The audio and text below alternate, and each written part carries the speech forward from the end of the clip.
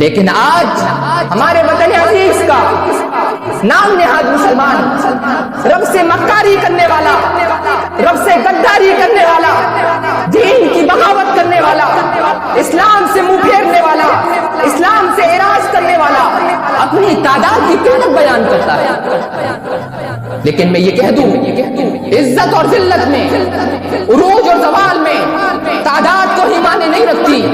اگر آپ کو تعداد اگر مطلوب ہے تو مجھے بتائیں کہ ہمارے پیارے حبیب جناب محمد رسول اللہ صلی اللہ علیہ وسلم کے دور پر مسلمانوں کی تعداد کتنی تھی؟ آپ ان کے 48 غزوات اٹھا کر دیکھیں، بتائیں غزوہ حنین کے علاوہ ایسا کون سا غزوہ ہے جس میں مسلمانوں کی تعداد کافروں سے زیادہ ہو؟ اٹھائیں غزوہ ابوا کو، اٹھائیں بعاد کو، اٹھائیں بنو قینقاع کو، اٹھائیں بنو لحام کو، اٹھائیں تبوک کو، اٹھائیں طائف کو، اٹھائیں احزاب کو، اٹھائیں خندق کو، اٹھائیں بدر کو، اٹھائیں احد کو، اٹھائیں اور بتائیں اس میں مسلمانوں کی تعداد کس غزوے میں زیادہ تھی؟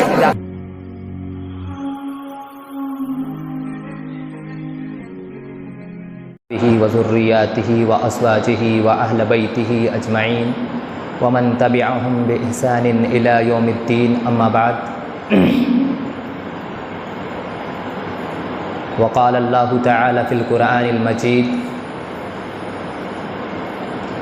ظهر الفساد في البر والبحر بما كسبت أيدي الناس ليذيقهم بعد الذي عملوا لعلهم يرجعون۔ تمام قسم کی تعریفات، توصیفات، بڑائی و بزرگی صرف اور صرف اللہ رب العالمین کے لیے لائق و زیبا ہے، اور درود و سلام نازل ہو تمامی انبیاء کرام پر، بالخصوص ہم سب کے آخری نبی جناب محمد الرسول اللہ صلی اللہ علیہ وسلم کے ذات گرامی پر۔ معزز سامعین کرام،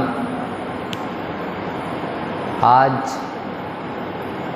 میں آپ کے مابین وہی پروگرام کی غرض سے تشریف فرما نہیں ہوں، نہ میں ذہنی اعتبار سے مستعد ہوں، نہ تیار ہوں، لیکن ہمارے عزیز شیخ عبدالجبار عالم صاحب کے کہنے پر میں حالات حاضرہ کے اوپر چند باتیں آپ کے گوشے گزار کر دوں۔ اللہ رب العالمین مجھے حق بات کہنے اور ہم سب کو اس پر عمل پیرا ہونے کی توفیق عنایت فرمائے۔ معزز سامعین کرام،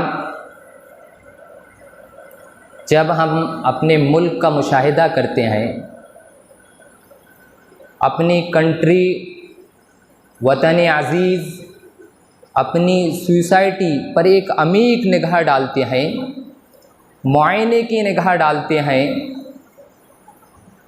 تو حالات انتہائی ناگفتہ بہ نظر آتے ہیں، نامشاہد حالات نظر آتے ہیں، ناموافق حالات نظر آتے ہیں، ناشائستہ حالات نظر آتے ہیں۔ ہر خطہ مسلمانوں کے خون سے لالازار نظر آتا ہے۔ مسلمانوں کی ایسی حالت کو دیکھ کر مجھے خود فرانس کے وہ شاعر کا شعر یاد آتا ہے جنہوں نے فارسی زبان میں کہا تھا، تنہما داغ داغ شد، تنہما داغ داغ شد، پمبا کجا کجا نہم۔ کہا جسم پر اتنے زخم ہیں، اتنے زخم لگ چکے ہیں، ملہم کہاں کہاں لگایا جائے سمجھ میں نہیں آتا۔ لیکن آخر ایسے نامساعد حالات میں، ایسے ناموافق حالات میں، ایسے ناگفتہ بہ حالات میں ہمیں رونے کی ضرورت نہیں ہے، شکوے کی ضرورت نہیں ہے، نہ ہمیں شکایت کا حق حاصل ہے، کیونکہ اعمال، یہ حالات جو ہیں وہ اعمال سے بنتے ہیں، اعمال سے بگڑتے ہیں۔ جیسے لوگوں کے اعمال ہوتے ہیں، حالات ویسے بنتے ہیں۔ لوگوں کے جیسی شامت اعمال کی شامت ہوتی ہے، اعمال کی جیسے کرتوت ہوتے ہیں، حالات ویسے بنتے ہیں۔ اللہ رب العالمین نے اپنے قرآن مقدس کے اندر ارشاد فرمایا، ظہر الفساد فی البر والبحر بما کسبت ایدی الناس لیذیقہم بعض الذی عملوا لعلہم یرجعون۔ کہا جو بر اور بحر میں جو آپ فسادات دیکھ رہے ہیں، جو بگاڑ دیکھ رہے ہیں، یہ سب تمہارے اعمال کے کرتوت ہیں۔ ان میں سے بعض اعمال کی سزا اللہ رب العالمین تمہیں دیتا ہے، اور اس کا مقصد کیا ہے؟ تاکہ تم اللہ کے دین کی طرف لوٹ جاؤ، تاکہ تم اللہ رب العالمین سے مربوط ہو جاؤ، تاکہ تم اپنے اصل دین کی طرف لوٹ جاؤ۔ یہ اللہ رب العالمین کا مقصد ہے۔ اگر آپ تاریخ کے واقعات کو دیکھیں تو بتائیں کون ہے جو حجاج ابن یوسف کے ظلم کو بھول سکتا ہے؟ حجاج ابن یوسف کے ستم کو تاریخ کیسے بھلا سکتی ہے؟ وہ حجاج ابن یوسف جو تاریخ کا سب سے بڑا ظالم، جو تاریخ کا سب سے بڑا جابر، جس نے قتل و غارت گری کے بازار کو گرم کر رکھا ہو، ایسے حکمراں کو تاریخ بلا نہ سکتی۔ جب مسلمانوں کو مختلف نوعیت سے انہوں نے اذیتیں پہنچائی، تکلیفیں دی، جب ظلم و ستم کی ایک حد پار ہو چکی، مسلمانوں نے حجاج ابن یوسف کی شکایت کو لے کر حضرت حسن بصری کی خدمت پر حاضر ہوئے اور کہا حجاج ابن یوسف بہت ظلم کر رہا ہے، بہت قتل و غارت گری کے بازار کو گرم کر رکھا ہے حسن بصری۔ اب ہمارے اندر وہ تاب نہیں، ہمارے اندر وہ قوت نہیں، ہمارے اندر وہ طاقت نہیں جو ہم حجاج ابن یوسف کے ظلم کو برداشت کر سکیں۔ غور کریں حضرت حسن بصری کے اس قول پر۔ آپ نے مسلمانوں کی جماعت کو مخاطب کیا اور کہا سنو، وما جعل الحجاج الا بذنوبنا، کہ حجاج تم پر یوں ہی مسلط نہیں ہوا بلکہ تمہارے اعمال کی پاداش میں حجاج ابن یوسف تم پر مسلط ہوا ہے۔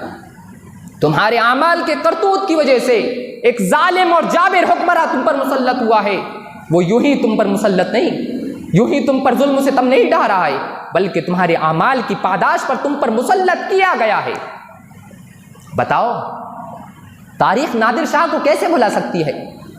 جب دلی کے تخت و تاج پر یہ نادر شاہ بیٹھا، مغلوں پر وہ ظلم کیے، وہ ستم ڈھائے، وہ جور کیا اور قتل و غارت گری کے بازار کو ایسا گرم کیا، یہاں تک کہ پنجاب کے شاعر نے یہ کہنے پر مجبور ہو گیا، کہا شامت اعمال ما صورت نادر گرفت، کہا لوگوں کے اعمال کی شامت نے، لوگوں کے اعمال کی کرتوت نے نادر شاہ کی صورت اختیار کر لی۔ معزز سامعین کرام، قربان جائیں ہمارے پیارے حبیب جناب محمد رسول اللہ صلی اللہ علیہ وسلم پر، جنہوں نے ایسے حالات کی خبر ہمیں 1400 برس پہلے دے چکی تھی۔ آپ نے مہاجرین کی جماعت کو مخاطب کیا۔ راوی حدیث حضرت عبداللہ بن عمر ہے، آپ بیان فرماتے ہیں ہمارے پیارے حبیب جناب محمد رسول اللہ صلی اللہ علیہ وسلم مہاجرین کی جماعت سے مخاطب ہوئے اور کہا یا معاشر المہاجرین، اے مہاجرین کی جماعت سنو، وَلَا يَنْقُصُوا عَهْدَ اللَّهِ وَعَهْدَ رَسُولِهِ إِلَّا سَلَّطَ اللَّهُ عَلَيْهِمْ عَدُوًّا مِّنْ غَيْرِهِمْ فَأَخَذُوا مَا فِي أَيْدِيهِمْ۔ کہا اگر تم نے رب کے عہد کو توڑا، نبی کے معاہدے کو توڑا، تو مہاجرین کی جماعت سنو، تم پر غیر کی جانب سے ایسا دشمن مسلط ہوگا، ایسا حکمراں مسلط ہوگا جو تم پر ظلم کرے گا، جو تم پر ستم ڈھائے گا، اور ظلم و ستم کی حد اتنی آگے بڑھی ہوگی فَأَخَذُهُ مَا فِي أَيْدِيهِمْ، جو تمہارے ہاتھ میں ہوگے، تمہارے جو قبضے میں ہوگا، جو تمہارے قدرت میں ہوگا، جو تمہارے اختیار میں ہوگا، یہ ایسے ظالم ہوں گے، ایسے جابر ہوں گے کہ یہ اسے بھی چھین لیں گے۔ بھول گئے اللہ کے فرمان کو، بلکہ اللہ رب العالمین نے تو واضح الفاظ میں کہہ دیا وَكَذَلِكَ نُوَلِّي بَعْضَ الظَّالِمِينَ بَعْضًا بِمَا كَانُوا يَكْسِبُونَ، کہ کہا ہم ظالموں کو ظالموں پر مسلط کرتے ہیں ان کے گناہ کی پاداش میں۔ لیکن آج ہمارے وطن عزیز کا نام نہاد مسلمان، رب سے مکاری کرنے والا، رب سے غداری کرنے والا، دین کی بغاوت کرنے والا، اسلام سے منہ پھیرنے والا، اسلام سے اعراض کرنے والا اپنی تعداد کی قلت بیان کرتا ہے۔ لیکن میں یہ کہہ دوں عزت اور ذلت میں، عروج اور زوال میں تعداد کو ہی معنی نہیں رکھتی۔ اگر آپ کو تعداد اگر مطلوب ہے تو مجھے بتائیں کہ ہمارے پیارے حبیب جناب محمد رسول اللہ صلی اللہ علیہ وسلم کے دور پر مسلمانوں کی تعداد کتنی تھی؟ آپ ان کے 48 غزوات اٹھا کر دیکھیں، بتائیں غزوہ حنین کے علاوہ ایسا کون سا غزوہ ہے جس میں مسلمانوں کی تعداد کافروں سے زیادہ ہو؟ اٹھائیں غزوہ ابوا کو، اٹھائیں بوعات کو، اٹھائیں بنو کینکا کو، اٹھائیں بنو لحان کو، اٹھائیں تبوک کو، اٹھائیں طائف کو، اٹھائیں احزاب کو، اٹھائیں خندق کو، اٹھائیں بدر کو، اٹھائیں احد کو، اٹھائیں اور بتائیں اس میں مسلمانوں کی تعداد کس غزوے میں زیادہ تھی؟ بلکہ جناب محمد رسول اللہ صلی اللہ علیہ وسلم نے 1400 برس پہلے یہ پیشین گوئی کر چکی تھی کہ ایسا دور آئے گا جو مسلمانوں کی ذلت کا دور ہوگا. ایسے دور میں مسلمانوں کی جماعت ذلت کے قلادے سے ملتبس ہوگی، ذلت کا قلادہ اوڑھے گی، ان کا زوال کا دور ہوگا. اور خود ہمارے پیارے حبیب جناب محمد رسول اللہ صلی اللہ علیہ وسلم نے اس کے اسباب بھی بتائے. آپ نے کہا یوشک الامم ان تدع علیکم کما تدع العقلۃ الی کساتھا فقال قائل ومن قلۃ نحن یومئذ یا رسول اللہ قال بل انتم یومئذ کثیر ولکنکم غثاء کغثاء السیل. اور اس کے آگے کیا فرمایا ولا یقذفن اللہ فی قلوبکم الوہن فقال قائل وما هو الوہن یا رسول اللہ فقال حب الدنیا وکراہیۃ الموت. آپ نے کہا ایک دور ایسا آنے والا ہے، عنقریب ایک دور ایسا آئے گا کہ مسلمانوں پر دوسری جماعتیں ایسا ٹوٹ پڑیں گی، ایسا ٹوٹ پڑیں گی جس طریقے سے ایک بھوکا دسترخوان پر ٹوٹ پڑتا ہے. اور دسترخوان مطلق ہوتا ہے کہ ابھی ایک جماعت فارغ ہو نہ کہ دوسری جماعت اس کا انتظار کرتی ہے. یہی معاملہ مسلمان کی امت کے ساتھ کیا جائے گا. یعنی ایک جماعت ابھی مسلمانوں پر اپنے حملے سے فارغ ہو نہ کہ دوسری اس کا انتظار کرے گی. اور یہی دور آ چکا ہے. مسلمانوں کو نشانہ بنایا جا رہا ہے، مسلمانوں کو سبب بنایا جا رہا ہے، مسلمانوں کو ظلم و ستم کا ایک نشانہ بنا کے اور ٹارگیٹ بنا کے رکھا گیا ہے. لیکن اس دور کے پوچھنے والے نے یہ پوچھ بیٹھا ومن قلۃ نحن یومئذ یا رسول اللہ، اے اللہ اتنا سنگین دور ہوگا، دوچاری کا دور ہوگا، بے بسی کا دور ہوگا، بے کسی کا دور ہوگا، لاچاری اور محتاجی کے دور پہ بتائیں اللہ کے رسول کیا مسلمانوں کی تعداد کم ہوگی؟ کہا بل انتم یومئذ کثیر، تعداد میں تم بہت زیادہ ہوگے، تعداد میں بہت زیادہ ہوگے، لیکن تمہاری وقار کی کیا حیثیت ہوگی، تمہاری عزت کی کیا حیثیت ہوگی، تمہاری شان اور شوکت کی کیا حیثیت ہوگی؟ آپ نے کہا ولکنکم غثاء کغثاء السیل.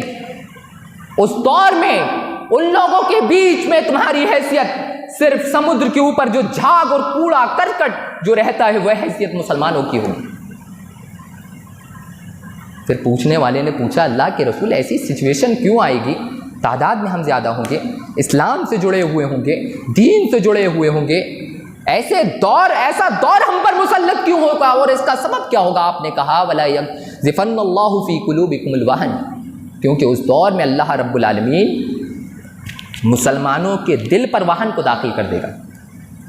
پھر پوچھا کہ وہن کیا ہوتا ہے اللہ کے رسول؟ آپ نے کہا حب الدنیا وکراہیۃ الموت، کہ لوگ دنیا سے اتنی محبت کریں گے کہ آخرت کو فراموش کر دیں گے. وہ بھول جائیں گے کہ دنیا میں ہمارا وجود کس لیے ہے، ہماری تخلیق کس لیے، ہمیں دنیا میں کیوں بھیجا گیا ہے.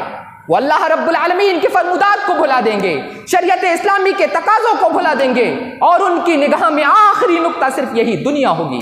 ترہ امتیاز یہ دنیا ہوگا، ملجا یہ دنیا ہوگی، ماوا یہ دنیا ہوگی، اور آخری آماج گاہ اور ٹھکانہ یہی دنیا ہوگی، اور یہ ان کا تصور ہوگا. وکراہیۃ الموت، اور وہ موت سے نفرت کریں گے، موت کو پسند نہیں کریں گے. معزز سامعین کرام، کیا بھول گئے ماضی کی داستان کو؟ بھول گئے ہمارے اسلاف کی داستان کو؟ وہ تو تعداد میں کم تھے لیکن عزت کے ساتھ انہوں نے زندگی گزاری، وقار کے ساتھ زندگی گزاری، جلالت کے ساتھ زندگی گزاری، ایک طاقت اور قوت کے پیمانے کے ساتھ زندگی گزاری. کیا طریقہ اور کیا منہج تھا زندگی گزارنے کا ان کا؟ آپ دیکھیں ان کے اندر یہ سوچ ہوتی تھی. وہ دنیا میں دنیا کے لیے نہیں جیتے تھے، وہ دنیا میں آخرت کو بنانے کے لیے جیتے تھے. آپ دیکھیں خالد بن ولید کے واقعے کو. جب یہ خالد بن ولید اپنی فوج کو لے کر روم کے دربار پر حاضر ہوئے اور دستک دی، تو جب خالد بن ولید کے تمام دشمن قلعے کے اندر محصور ہو گئے تو خود خالد بن ولید نے ان دشمنوں کے پاس یہ خط لکھ کر روانہ کیا اور کہا دشمنوں سنو، آج میں نے اپنے ساتھ وہ جماعت اور وہ ٹولی لے کر آئی ہے، نحن نحب الموت بقدر ما تحب الاحیاء، کہ میں اور ہماری جماعت موت سے اتنی ہی محبت کرتے ہیں جتنا تم دنیا سے محبت کرتے ہو. زندگی سے جو تمہاری محبت ہے وہ محبت ہماری موت سے ہے. آج میں نے وہ جماعت اور وہ ٹولی کو لے کر آیا. لیکن معزز سامعین اکرام، ایسے حالات میں، ایسے ناگفتاب حالات میں مسلمان کا ترہ امتیاز کیا ہونا چاہیے؟ طریقہ کیا ہونا چاہیے، طرز کیا ہونا چاہیے؟ ہم حالات سے سبق تو لے سکتے ہیں لیکن حالات سے رہنمائی نہیں لے سکتے۔ اگر ہمیں رہنمائی کی ضرورت ہے تو شریعت اسلامیہ کی طرف ہمیں لوٹنا ہوگا، ہمیں کتاب اللہ کی طرف لوٹنا ہوگا اور رہنمائی اس سے لینا ہوگا کہ ایسے دور کے لیے حضرت عمر کے قول کو ہم سب کے ذہن پر ہونا چاہیے، بلکہ صرف اتنا ہی نہیں بلکہ وہ حضرت عمر کا وہ قول نوشتہ دیوار ہونا چاہیے، چوٹوں چوکھٹوں کے اوپر کی زینت ہونا چاہیے۔ حضرت عمر کا وہ قول کہ آپ نے کہا تھا اہل تہذیب سے مخاطب ہو کر، اہل ثقافت سے مخاطب ہو کر کہا، سنو کننا اصلنا امہ وعزنا اللہ بالاسلام فمہما ابتغینا العز فی غیری اذلنا اللہ۔ کیا کہا؟ کننا اصلنا امہ، کہ ہم دنیا کی ذلیل اور ترین قوم تھے، ہمارے پاس تربیت نہ تھی، ہمارے پاس تعلیم نہ تھی، ہمارے پاس ثقافت نہ تھی، ہمارے پاس کلچر نہ تھا، ہمارے پاس کوئی تہذیب اور تمدن موجود نہ تھی، بلکہ ہم ایک الگ انداز سے بدوؤں کی زندگی گزار رہے تھے۔ وَأَعَزَّنَا اللَّهُ بِالْإِسْلَامِ، لیکن اللہ نے اسلام کے ذریعے ہمیں عزت دی۔ وَمَهْمَا ابْتَغَيْنَا الْعِزَّ فِي غَيْرِهِ، اور میں یہ کہتا ہوں کہ اگر جو شخص اسلام کو چھوڑ کر کسی اور ذریعے سے عزت تلاش کرنے کی کوشش کرے گا تو اللہ رب العالمین اسے ذلیل اور رسوا کر دے گا۔ یہ ہمارے اسلاف کا طریقہ تھا۔ آج ہم عزت کے لیے رو رہے ہیں، ذلت کے قلادے سے ملتبس ہیں، رسوائی کا قلادہ اوڑھ کر بیٹھے ہیں۔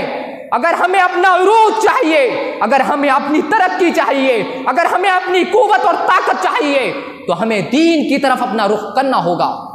کیا ہم نے بھول گئے سعد بن ابی وقاص کی نصیحت کو؟ جب روم کا بادشاہ رستم نے سعد بن ابی وقاص رضی اللہ تعالیٰ عنہ کے پاس یہ خط لکھ کر بھیجا کہ مجھے اسلام کے نمائندے کی ضرورت ہے، میں اسلام کا نمائندہ ایک چاہتا ہوں، تو اس موقع پر سعد بن ابی وقاص رضی اللہ تعالیٰ عنہ نے ربی بن عامر کا انتخاب کیا۔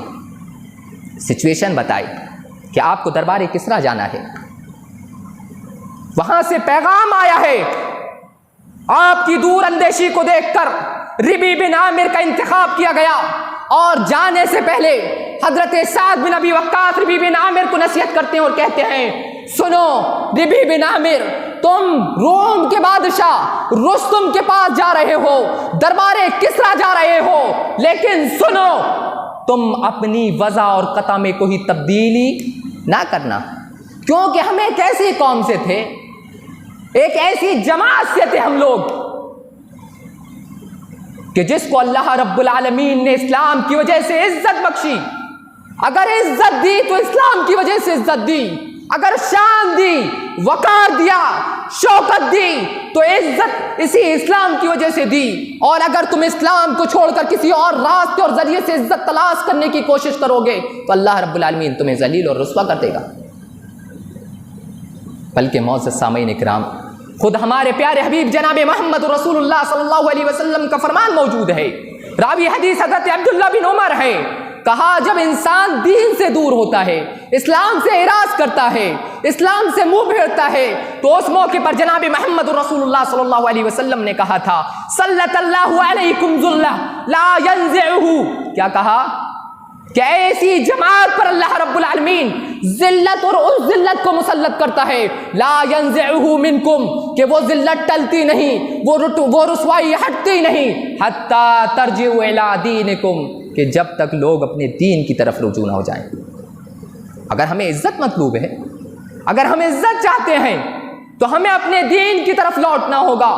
خود اللہ رب العالمین نے ارشاد فرمایا، وَلَا تَهِنُوا وَلَا تَحْزَنُوا وَأَنْتُمُ الْأَعْلَوْنَ إِن كُنتُم مُؤْمِنِينَ، تم غمگین نہ ہو، پریشان نہ ہو، اگر تمہیں سربلندی مقصود ہے، عزت و وقار مقصود ہے تو تم کو ایمان سے جڑنا ہوگا، اگر تم اہل ایمان ہوگے تو سربلندی تمہیں عطا کی جائے گی۔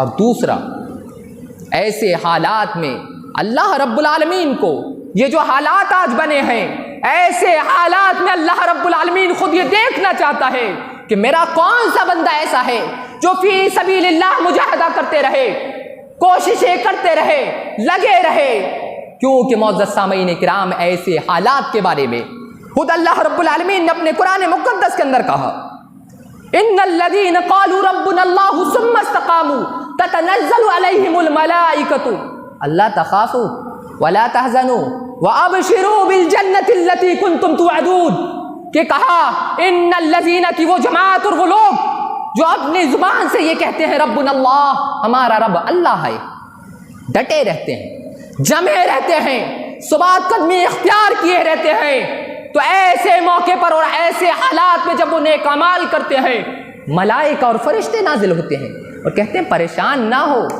गमगीन ना हो, वअबशिरू बिल जन्ना, और जन्नत की उन्हें बसारत दी जाती है ये कहते हुए उस जन्नत की कुंतुम बिही तुअदून, जिसका तुमसे वादा किया गया है। क्या भूल गए हमारे असलाफ को ऐसे हालात पर कि जब हजरत बिलाल रजी अल्लाह तआला अन्हु, बिलाल बिन रिबाह रजी अल्लाह तआला अन्हु जब इस्लाम कबूल करते हैं तो अबू जहल के कैसे कैसे करतूत उनके साथ होते हैं।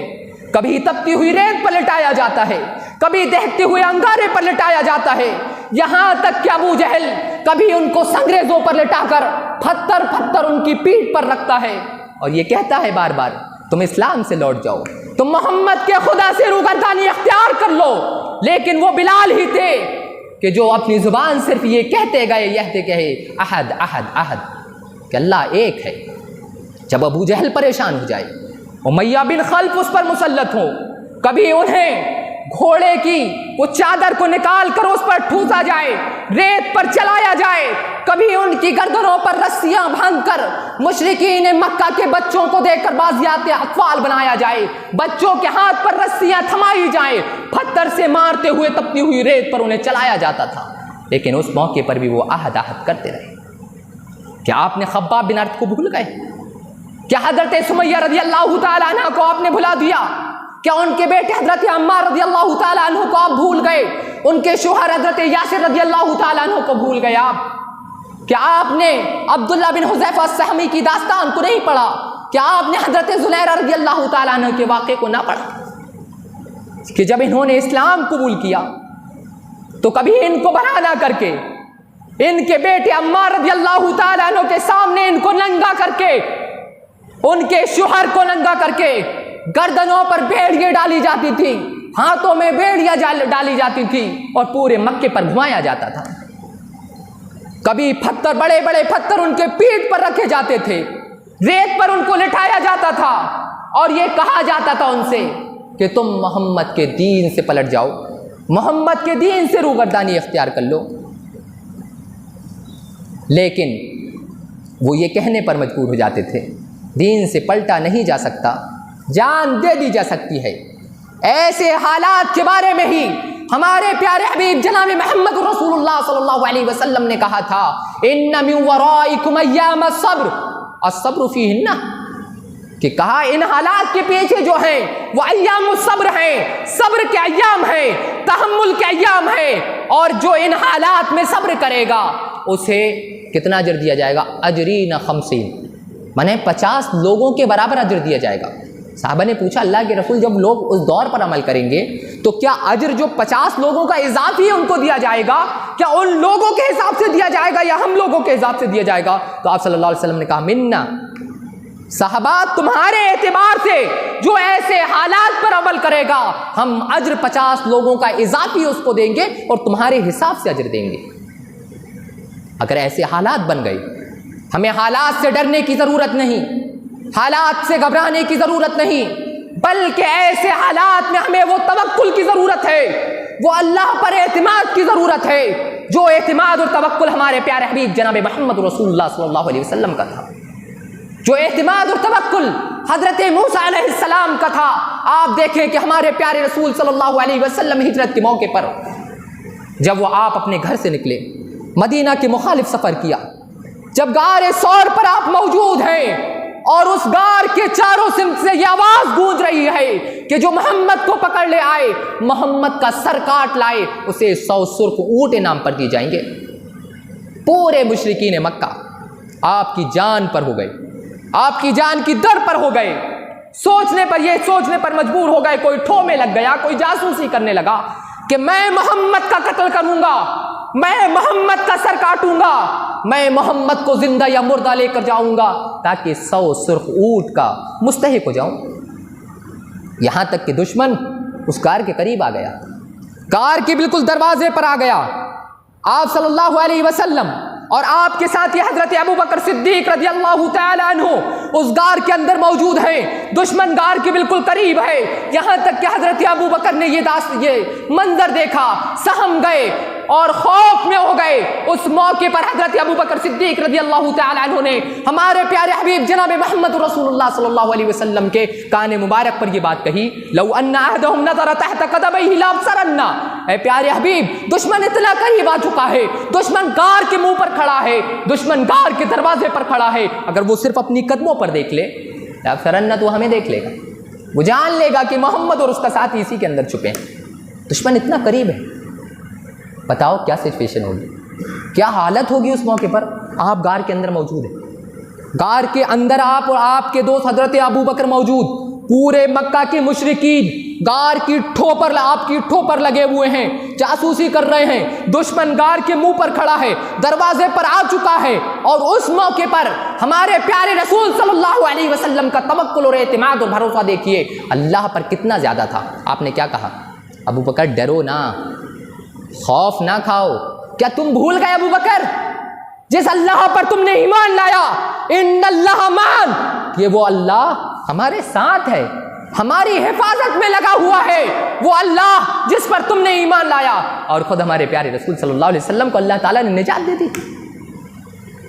ہمیں وہ توکل کی ضرورت ہے جو حضرت موسیٰ رضی اللہ تعالی عنہ کا توکل اور بھروسہ تھا کہ جب وہ فرعون کے ظلم و جور سے پریشان ہو چکے تھے تو اپنی جماعت کو اور اپنی فوج کو اس فرعون سے دوری اختیار کرنے کے لیے ایک دوسری سمت سفر کرتے ہیں. فرعون کو یہ پتہ چل جاتا ہے کہ موسیٰ اور ان کے ساتھی کسی اور راستے پر نکل چکے ہیں. وہ اپنی فوج کو حضرت موسیٰ کے پیچھے لگاتا ہے. موسیٰ رضی اللہ تعالیٰ عنہ کی فوج چلتی ہے چلتی ہے چلتی ہے, یہاں تک کہ جب وہ دریائے کلزم کے بالکل پاس میں آ جاتے ہیں وہ یہ دیکھتے ہیں کہ پیچھے فرعون کا لشکر ہے جو پورے اسلحوں سے لیز ہے, نیزوں سے لیز ہے, جراحوں سے لیز ہے. پورا ساز و سامان اس جماعت کے پاس موجود ہے, اس کی ٹولی کے پاس موجود ہے, فوج کے پاس موجود ہے, سواریاں موجود ہے. ہم پیچھے لوٹ نہیں سکتے, سامنے بحر کلزم ہے, ٹھاٹے مارتا ہوا سمندر ہے, ہم آگے کود نہیں سکتے. دائیں راستے موجود نہیں, بائیں راستے موجود نہیں. بیچ میں موسیٰ علیہ السلام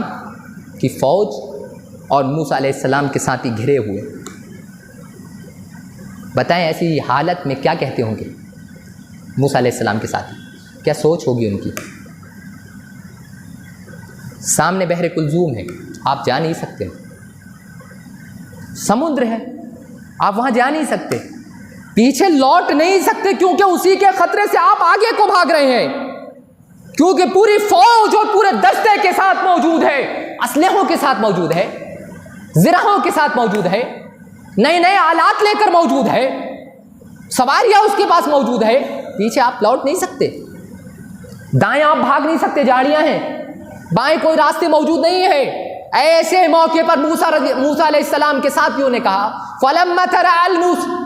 فلما ترى الجمعان قال اصحاب موسى إنا لمدركون, کہ کہا موسیٰ سامنے بحر کلزوم ہے, پار کر نہیں سکتے, عبور کر نہیں سکتے, پیچھے فرعون کا دستہ موجود ہے, دائیں بھی جھاڑیاں بائیں بھی جھاڑیاں. انا لمدرکون, موسیٰ ہم تو پکڑ لیے گئے, دھر لیے گئے, ہم اپنے سروں کے اوپر موت کو منڈلاتے ہوئے دیکھ رہے ہیں, ہم اپنی زندگی کی آخری دور کو ہم دیکھ رہے ہیں. اس موقع پر حضرت موسیٰ کا توکل دیکھیے, بھروسہ دیکھیے اللہ پر کیسے بھروسہ ہونا چاہیے, کیسا توکل ہونا چاہیے, کیسا اعتماد ہونا چاہیے. اس موقع پر اپنی جماعت کو مخاطب ہو کر کہا کلا, ہرگز نہیں, ان اللہ معنا, یقیناً اللہ ہمارے ساتھ.